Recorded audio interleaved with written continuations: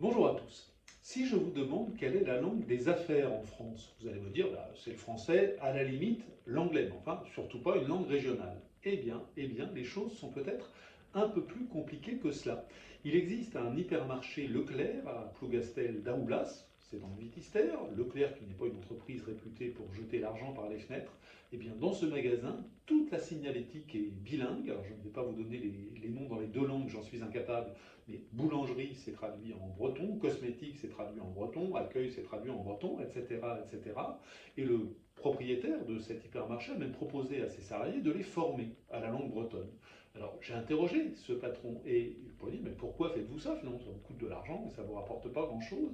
Eh bien, détrompez-vous, m'a-t-il répondu, parce qu'il m'a dit, si je fais cela, c'est pour deux raisons. D'abord parce que j'aime la Bretagne, évidemment, mais aussi parce que c'est un avantage concurrentiel, parce qu'en fait, en mettant en avant la langue bretonne, eh bien, ça plaît évidemment aux locuteurs du breton, ça plaît aussi aux habitants de la région qui ne parlent pas breton mais qui sont attachés à la culture bretonne dans leur très grande majorité, ça plaît aussi aux touristes qui sont ravis de ne pas être dans un endroit anonyme, et donc comme ça, j'ai un avantage concurrentiel.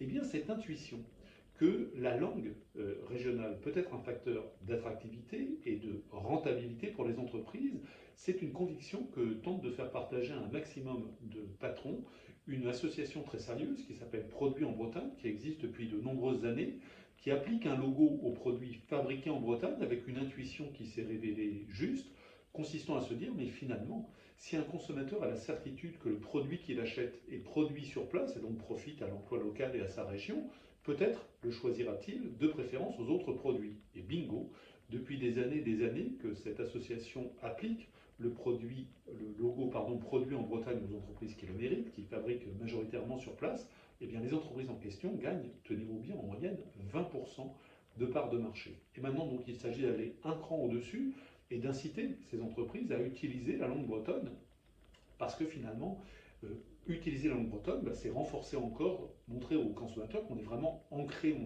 localement, on est associé à des images de qualité, d'ancrage dans le territoire et d'authenticité. Et donc, cette association convainc des chefs d'entreprise, comme celui de Plougastel d'Aoulas, que je citais, mais d'autres aussi, d'utiliser le breton. Alors ça se fait chacun à son rythme.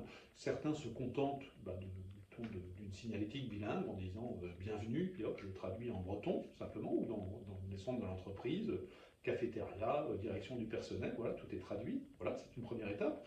D'autres vont plus loin. Ils utilisent des logiciels en breton, parce que cela existe. Ils recrutent prioritairement des salariés qui, à compétences égales, parlent breton. Alors certains disent, oh là là, discrimination à l'embauche, c'est un scandale. Bah non, il y a des tas d'entreprises qui privilégient à compétences égales quelqu'un qui parle anglais. Ça n'est pas plus discriminatoire de privilégier quelqu'un qui parle breton à compétences égales, bien sûr, pour le poste.